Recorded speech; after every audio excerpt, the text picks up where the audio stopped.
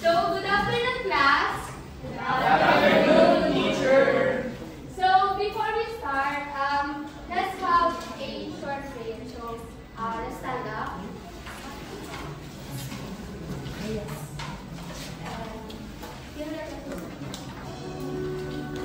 Almighty God, you are the source of life. We thank you for all the blessings you have given to us.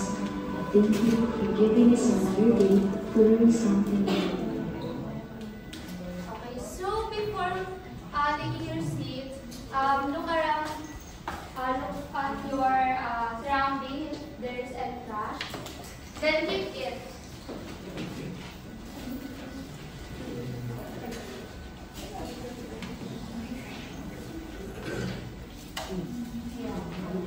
Take your seat.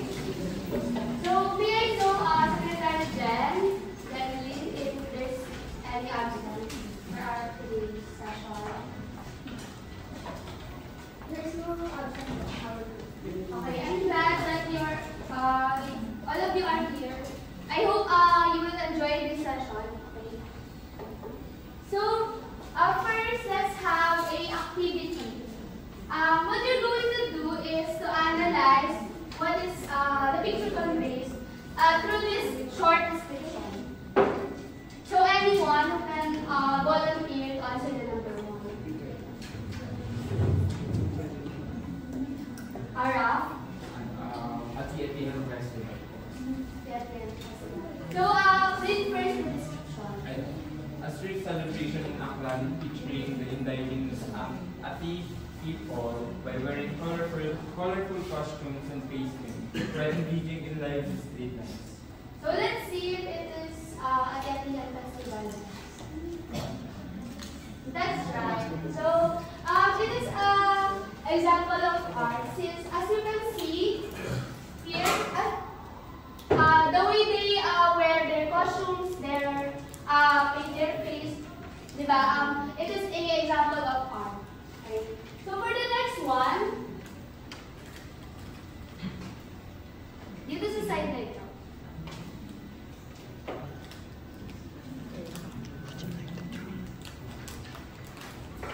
Let's see. Heart, any idea?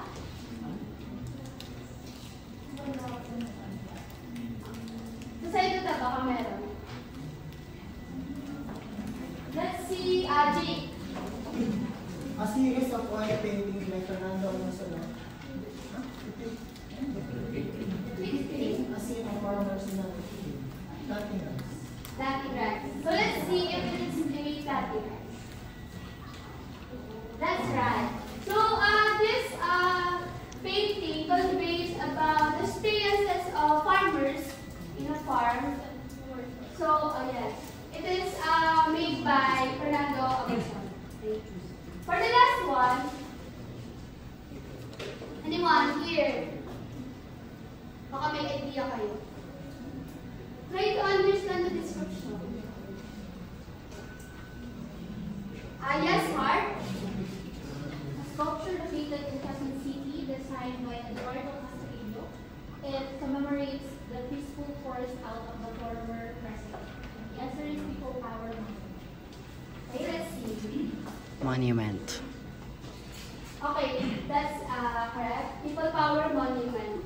While here, this sculpture shows how people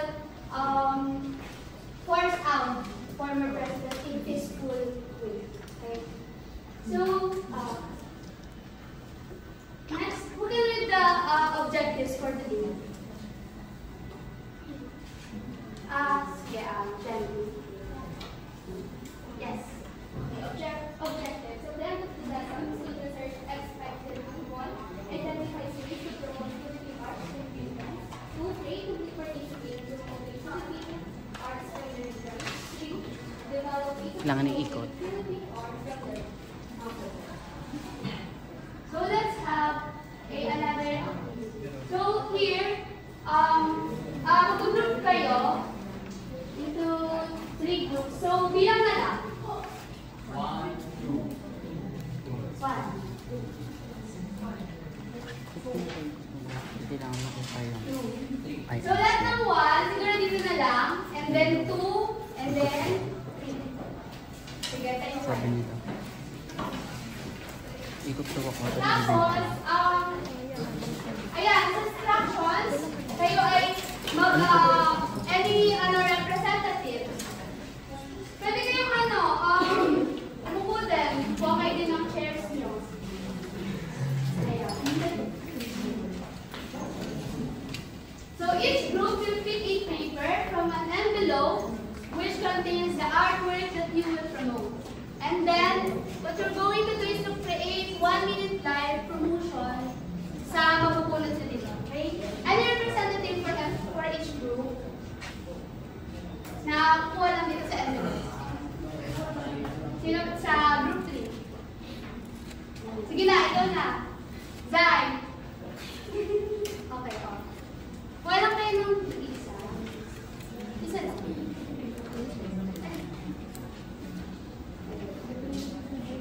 And then, sige, check nyo kung ano yung naka-assign na artwork sa inyo.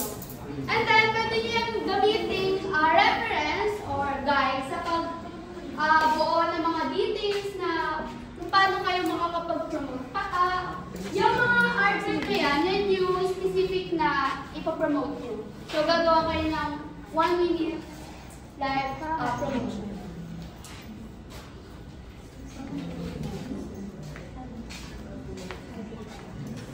And also pala, if need nyo ng picture or video, especially if ang nakuha nyo is yung dancing and yung singing, may video ako na prepare. Okay. So, I'll give you 2 minutes.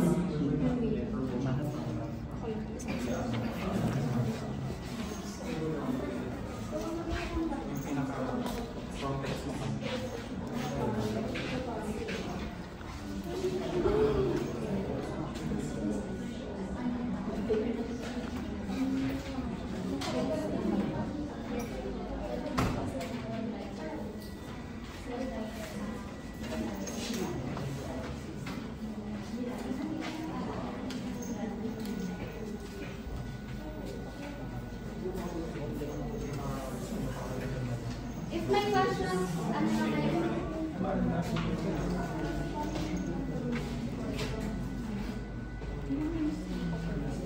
One minute.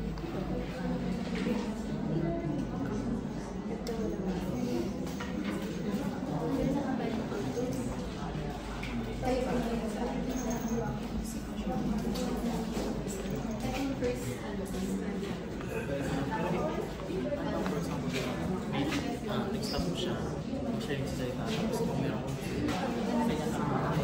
at kung may pumasok na sa isang hindi. I-promote natin siya yung sa'yo sa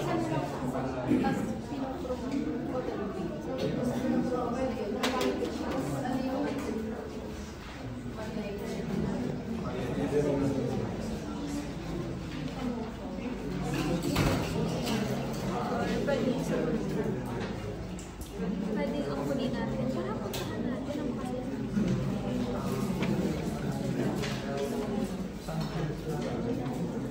10 seconds.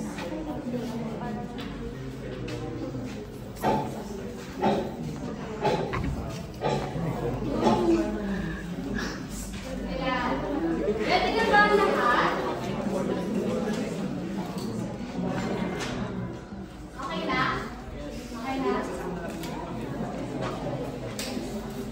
Ikaw naman. Kayo. Kayo, okay na kayo. Sakit na ng arms ko. Pwede na kayong punin. Ano group nyo? So, group 1, group 3, group 2. So, okay na? Okay, let's start with group 1.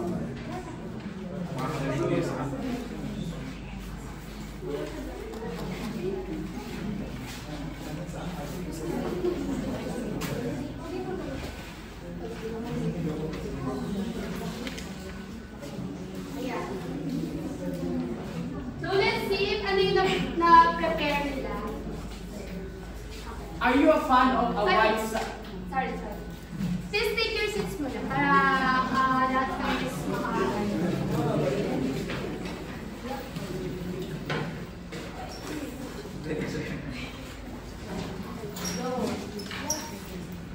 Are you a fan of white sand beaches like Bulinaw?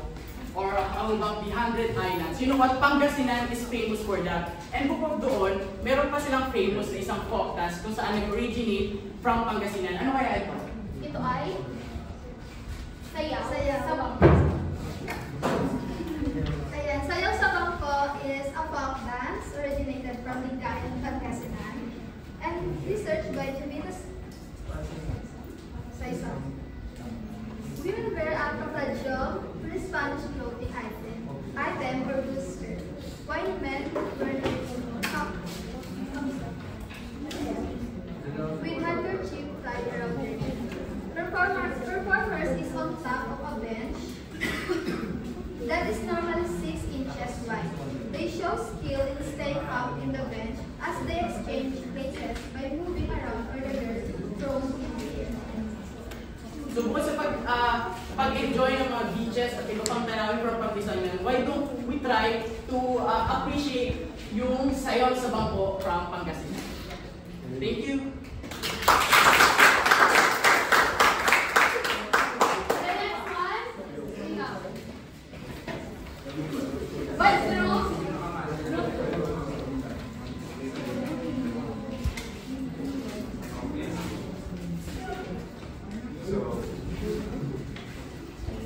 Anak by Freddie Aguilar. It is a Tagalog song written and performed by Filipino folk singer Freddie Aguilar. Released in 1978, it became an international hit and was translated into 51 languages. The lyrics speak of Filipino family values. Anak by Freddie Aguilar. 1, 2, 3, go. Magsilang ka sa mundong ito, nagintuan ang magulang mo, at ang kamay nila ang iyong ilaw. Ang nanay at tatay mo, di malaman ang gagawin, sinamasdan pati pagtulog mo.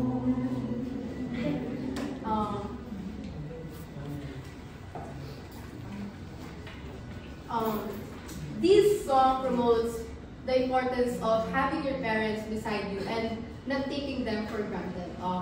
If you want to appreciate more your parents by using ours, why not listen to this song, Anak by Freddie Aguilar? Thank you.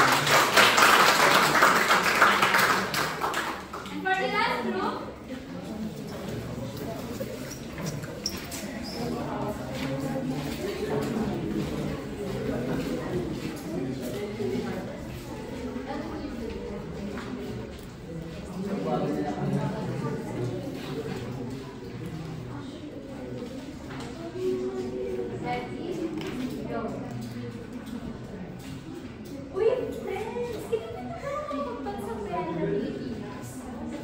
Siyempre naman, siya si Jose Rizal.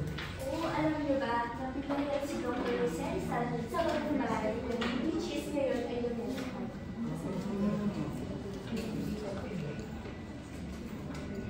Tayo, alam naman natin yung kanyang kasaysayan at isa sa mga magandang pasyalan sa Kamaynilaan. Bakit pwede natin siya puntahan? Tama?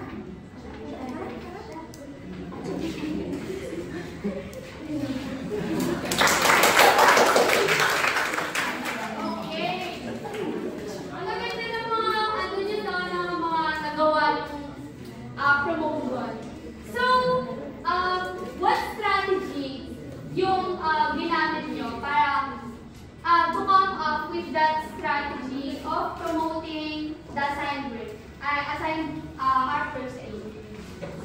Anyone?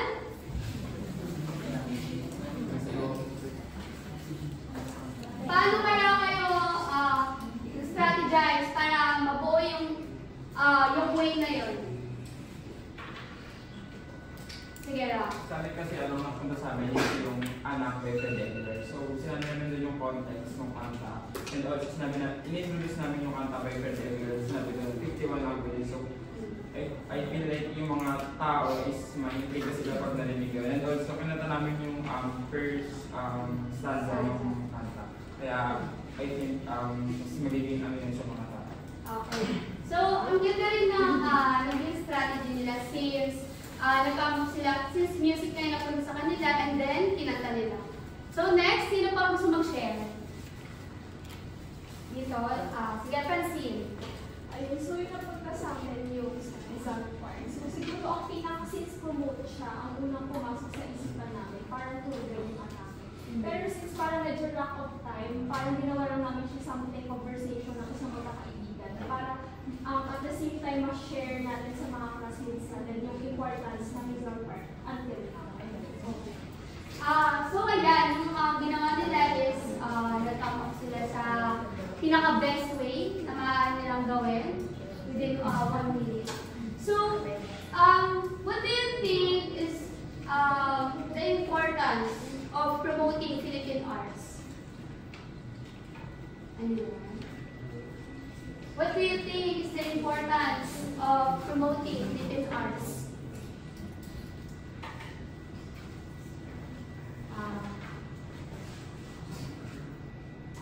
Sige, Tisha. Para sa akin po, nakakatulong siya in a way na nabubuhay natin yung kanta, even though from the past na siya, tas nabibigyan natin siya ng highlight kahit na nandito tayo sa contemporary. Okay, nabibigyan ng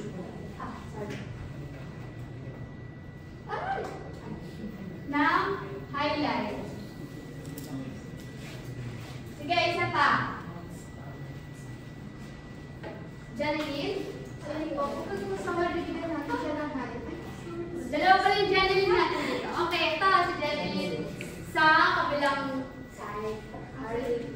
Mahalaga nang i-promote natin dahil nakapalawak nito o nabibigyan ng pagkakataon para makilala at nabibigyan nakapanatili natin o nape-preserve natin yung mga bagay na meron tayo tulad ng senior art. Na-preserve siya. So,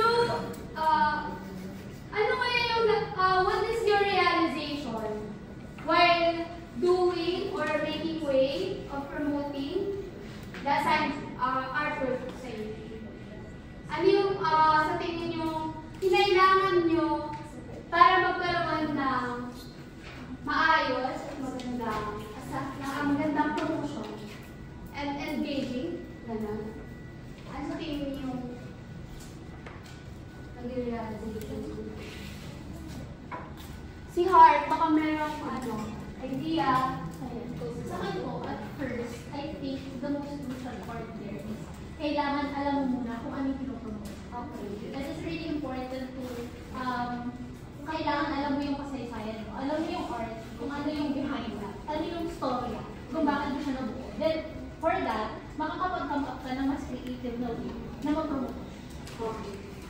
So, ang na-realize niya is, dapat aware, may awareness, ayan, aware siya sa kanyang pinapromote. And then, nabanggit mo rin na dapat na para maka into creative, into creative way. In creative ways. So, ano pa kaya yung sa tingin nyo? Sa tingin nyo ba, itong pagiging creative nyo is mahalaga sa pag-promote? Bakit? Dito sa side, bakit kaya mahalaga maging creative ka sa pag-promote ng arts? Zay? Lucille? Sige, Bea? Hindi po kailangan na maging creative right away para ma-pick mo rin yung interest ng mga titingin ng arts or yung kung kanino ka magpo-promote. I mean, the people around you. To pick the interest. Interest ng mga tao. Ano ba sa tingin nyo? Last. Clark, baka kahit ka. Zay? Last na. Heart. Wala. Okay. Sa tingin nyo, eto na lang, sa tingin nyo, paano nyo kaya may improve yung pagiging creative nyo in a way na sa pang-araw-araw na buhay nyo? Like, sa school, paano kaya? Paano nyo siya may improve and continue na ma-apply sa inyong buhay? Zay, baka meron kayo idea. Okay. Paano mo kaya mapatuloy na gamitin yung pagiging creative mo? Yung pagiging creative mo, in a way na na-improve mo siya. Like sa anong bagay mo siya? Pwede ma-enhance, ganyan. Sige, okay, Clara. For me po yung improving based on ating curiosity. Kasi pag nagkaroon tayo ng curiosity, magkakaroon tayo ng motivation to try new things. And kapag nag-try tayo ng new things, mas maganda na mag-seek tayo ng feedback from others so we can improve our creativity. Yes. Ayun, sabi nga ni Clark na yung curiosity natin, isa sa mga way na maaari natin gamitin sa pag-enhance ng ating pagiging creative. So, ayun. Okay. So, let's move on to our discussion. So first, we have the importance of promoting Philippine arts. So, una, it highlights the diverse traditions of Philippines. Since sa pag-explore natin ng arts, na-encounter natin yung different cultures or traditions na meron sa ating bansa. Ayan. And then, next is, it preserves the national heritage of the Philippines. So, sabi nga dito ni, kanina ni Jen, na napapreserve daw, since, ayun nga, nagkakaroon tayo ng interest. So, napapatuloy natin yung kung paano siya ginagawa. Like, kunyari sa dance, sa pagpapatuloy siya na ipaperform ng mga students. And next, provides financial opportunities for the artists. Bakit nakakapag-provide siya ng financial opportunities? Kasi, like for example, pumunta kayo sa gallery, sa mga gallery art, mga museum. Maybe magkaroon parang magustuhan yung isang art, or ayun, in a way na gano'n, baka gusto niya siyang bilhin, and then syempre magkakaroon din ng benefit yung artist. Or isa rin dito yung parang pwede na silang ma-hire, kasi nga diba, talented sila, and if need na, mga artists, gano'n. And then next, it inspires others to explore arts. Since in-explore yung different arts, nagkakaroon ng motivation yung mga tao na maging, mas maging engaged sa arts. Next is raises awareness about the situation of society.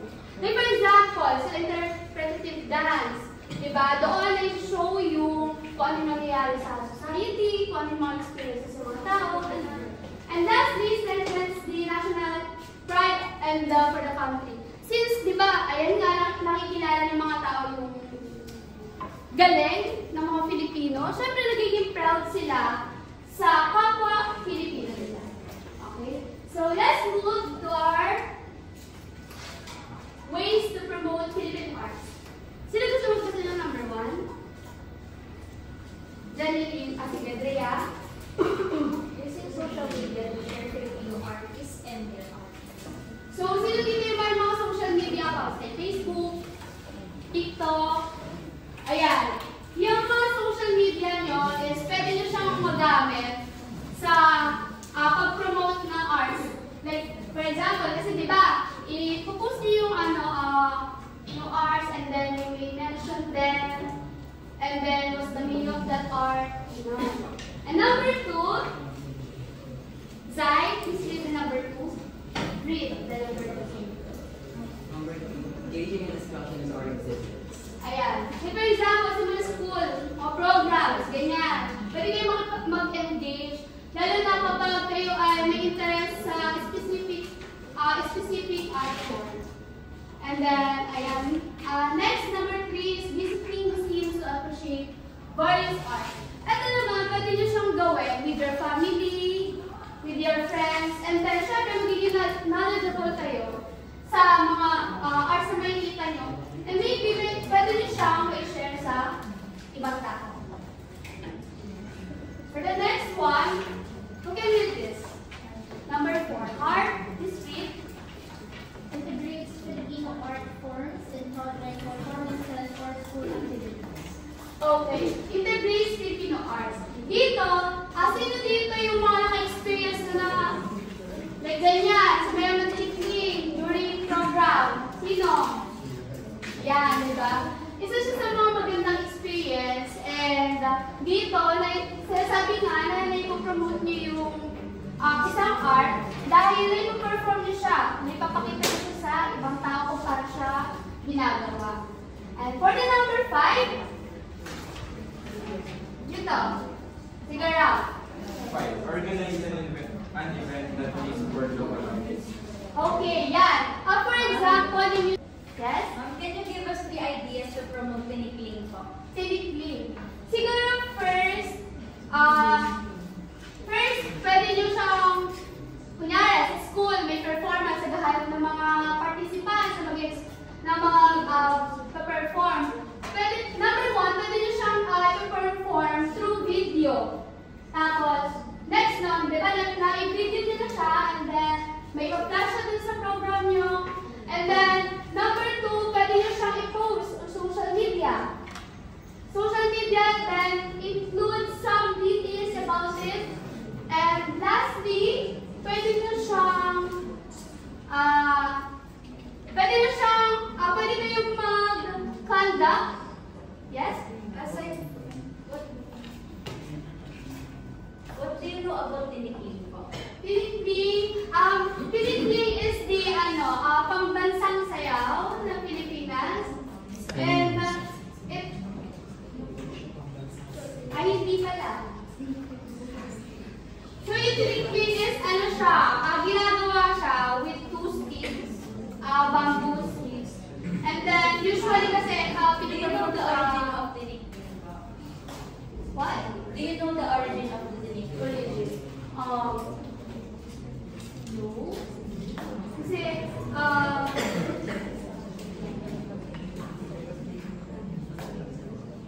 so ayan. So let's go to the another ways to promote.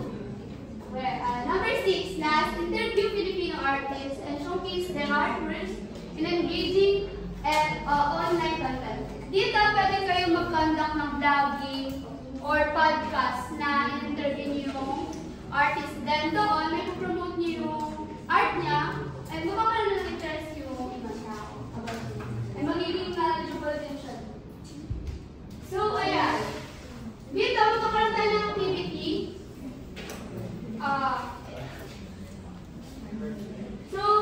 Sinong, na lang, who's your partner? Ano yung dala kayo? Dala-dalawa. 1, 2, 3, group 3, group 4, and group 5. And then, ibigyan ko kayo dito. Ayan. Dito nyo ilalagay yung sagot ninyo wherein gagawa kayo ng sarili yung ways to promote in detailed way. Yung hindi nabanggit kanina ha.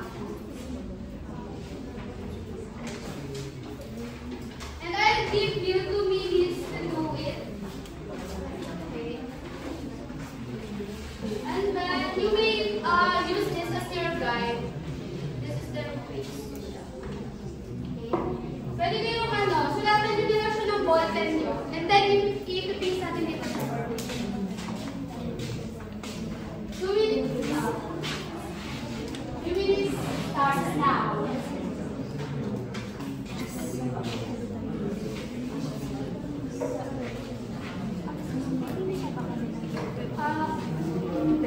Parang lang. In general.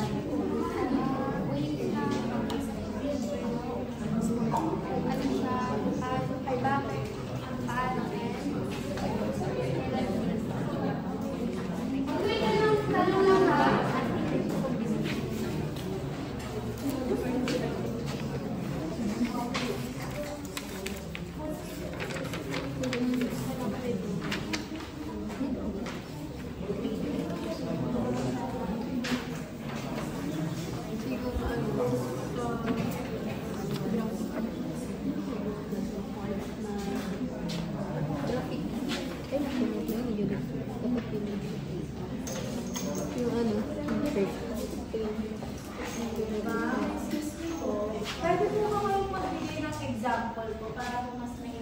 Ako po.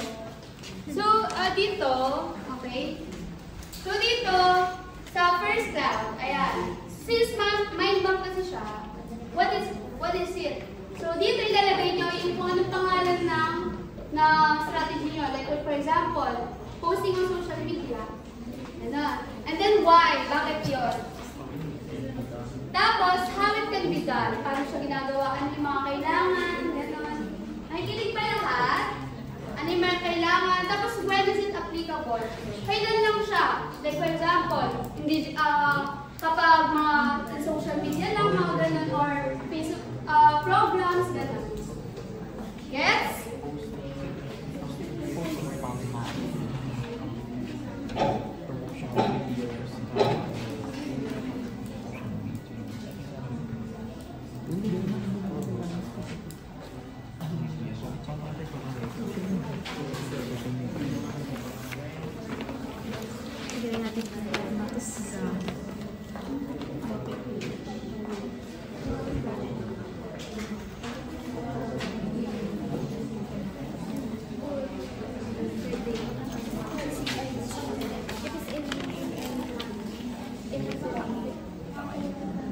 Actually, it's okay na.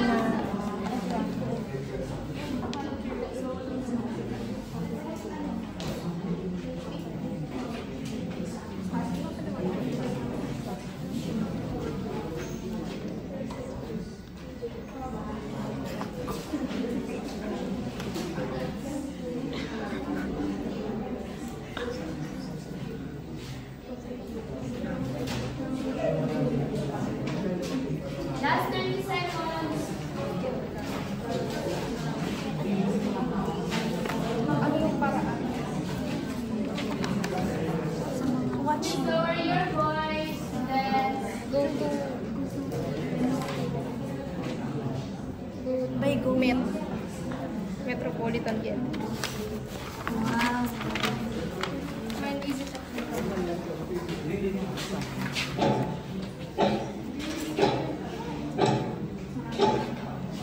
Okay, this space na sa akin. No na. Please na natin.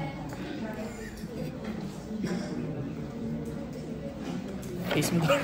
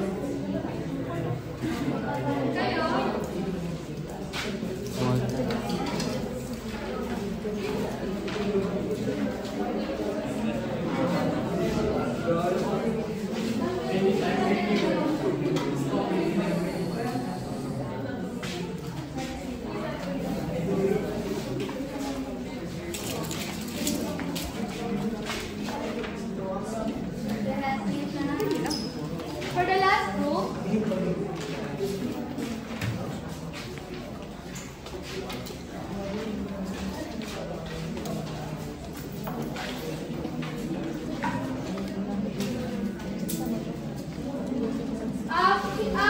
pili kayo ng representative na makakapag-presenta ang inyong mga nailagay yan.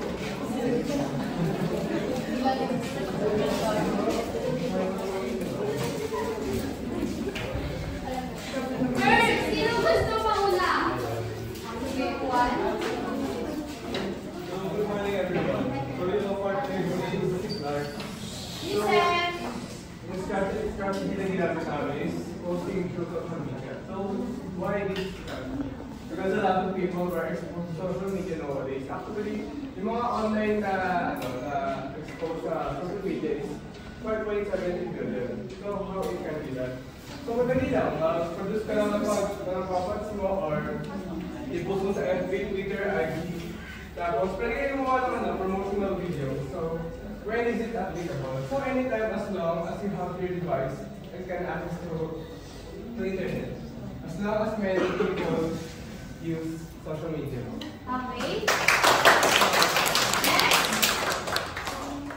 So, good morning, good afternoon everyone. So, ang partner ko here is si Jake. Ito yung our way of promoting Philippine art. So, what is it? Yung nabili namin is social media. Kasi alam naman natin sa panahon ngayon na lahat ng mga tao is meron ng mga social media accounts, gano'n. So, itong social media na pili namin kasi we know that mas spread yung pag-promote ng Philippine arts. Next, why this strategy? Sabi namin dito, because it will easily spread because most of the Filipino are engaged in social media. Gaya nga nasabi ko, karamihan sa mga Filipino ay meron ng mga social media accounts. So, ito na pili natin. How it can be done? It's either making a video in certain arts performing such dances. So, yun, gagawa ko ng parang video na kung saan mag-promote namin yung Philippine arts. And also, we can also post in yung mga, kung paano naman siya mag-promote. Next naman is when is it applicable. So sabi natin dito, anytime, anywhere, whenever possible. Since social media ay 24/7 na naka-open, so sabi natin dito, anytime, anywhere. Yun lang ako.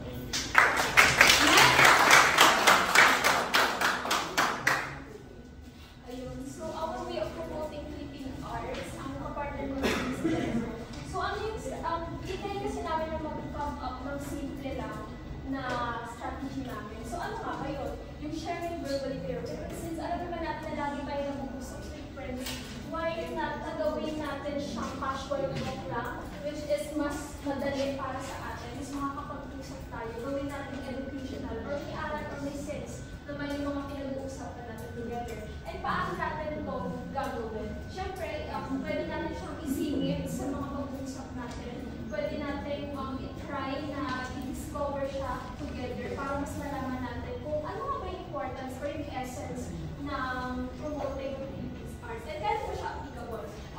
Since ginawa namin siya simple, free time, kahit kailan pwede natin siya gawin, kahit napalakad ka lang with your friends, kahit serious discussions, pwede natin siya isingit. And hindi dapat, alam natin na ang promoting ng Philippine arts is not only about social media. Pwede natin siyang gawin araw-araw, and pwede natin siyang gawin posible. Next, Dodrea. Ayan, yung sa amin po is about theater day. Bakit theater day? Kasi mostly naman ng mga sa atin is mas gusto na visual, nakikita natin. And yun, mas nakaka-catch siya ng attention natin and mas nakakapag-focus tayo kapag more on nakikita natin. So why this strategy? Because it is engaging and it touches the emotions of viewers in a creative way. So how it can be done? So pwede tayo bumisita sa iba't ibang theater places. May mga free naman na halimbawa na-invite ka, gano'n, and pwede kang pumunta doon, walk-in, something doon. And when it is applicable, so pwede natin ito gawin during leisure time or weekends with our family, with our friends. Ayun.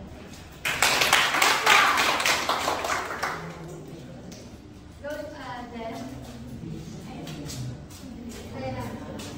Yung sa akin naman is into theater din, sa kanila. So, bakit namin napili yung ganong strategy is, kasi siya, may engagement, and also yung mga manonood dito is makakuha sila ng knowledge, and ma-inspire din sila sumali sa play, and mas makakuha sila ng information about Philippine arts. And how it can be done, siguro sa play product, pwede siyang makita sa play production. And applicable naman siya sa artsman and school program. So, kailangan natin ang bawat isa na magawa kayo ng very creative way to promote Philippine arts. That's all.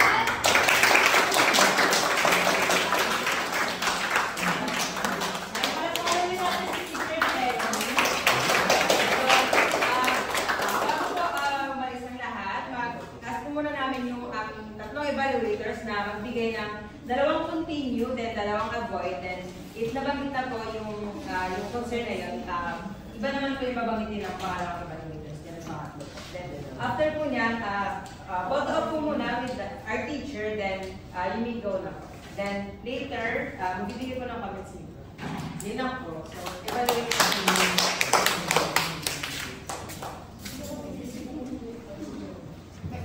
kasi there was the profile of our evaluators, discipline. So, profile. Meron po sila, Prof. A bit from Mikael. Anong favorite mo na? Bachelor po ay. Hindi, yung pinaka, common. Iba-iba po kasi lang. Yes. That's why we would like to know. Okay, you are from? Mikael 37 po. Drama major po. Drama major. Your name? Leslie James Gonzalez.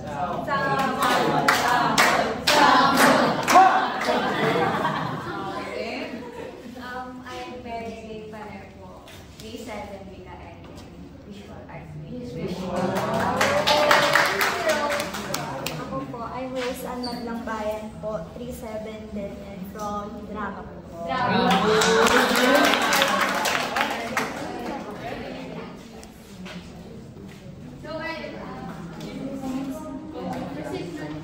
Ay, dalawang continue, dalawang yung sorry po. Ay, yung isang continue ko lang. Good na isa is yung nag-word, pero mas maganda siya, mas first, maano yung pag-structure tsaka organizing pag-word, pag kinukuha mo siya. Ayun lang. Tapos yung pag-support mo sa mga answer ng student. So that's good. Tapos yung sa avoid ko lang sa inconsistency of language kasi kanina nag-English ka first, tapos parang hindi na nakapag-commit tinagalan na. Kung Tagalog na natin kasi mas magandang ituro yung sinig sa Tagalog. Naiintindihan ng mas okay. Ayun na, sorry. So ayun, isa pa to avoid is yung isang tanong, isang sagot. Nagtanong si student, nagtanong ka, sumagot si student, another ng tanong. Mas maganda dahil merong kang follow-up question na para mas ma-engage sila. Kasi kanina medyo boring yung nangyayari. Kasi parang tanong-sagot. Yun na sa kanila. So, nag-vlog lang sa continuous yung sampling. Then, yung walang choice sa klase. And then, sa avoid naman, minimize use of different fonts kasi, ayun yan, baka hindi siya masyadong visual ng mga estudyante. Tapos, ayun, kailangan mapag-title, malaking title din, subheading. Then, ayun, para kapag titingnan siya ng estudyante, pag ganun yung tingin nila, hindi kung saan-saan. Like, different fonts. So, lang. So, kahit lang, 1 to 2 fonts lang. Ilang fonts? Maximum? Maximum. Siguro, 1 to 3, gano'n. And, then, theme, which is, maganda naman yung power.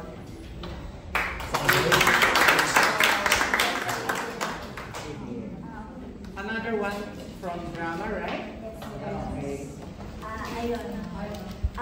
Napansin ko lang kanina sa part nung sa motivation lang.